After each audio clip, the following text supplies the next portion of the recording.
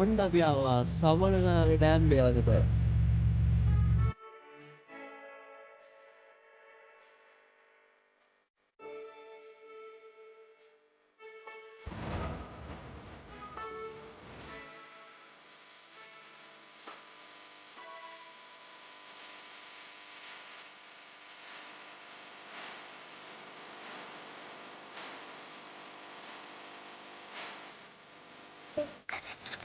මේ ඩෑම් එක මේ විවෘත කරාට පස්සේ වතුර පුරවනකොට ආපු ලීක් එකක්.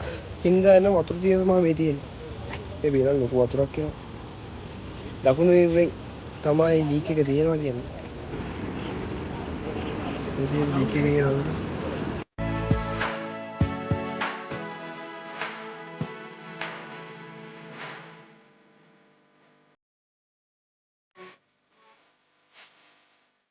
මේ ලීක් එකේ යන වතුර. ලීක් එක කියන්නේ ස්පිල් වේ එකේ වතුර එන්නේ මේ පැත්ත.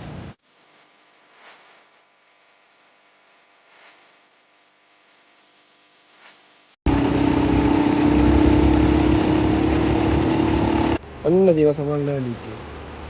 මෙන්නම දේ තමයි මේ පේනවනේ. ඩෑම් එකේ තියෙන මෙන්න මෙතන. එතකොට මේ පැත්තෙත් තියෙනවා. මෙන්න අපි කලින් හිටියන්නේ නැතර.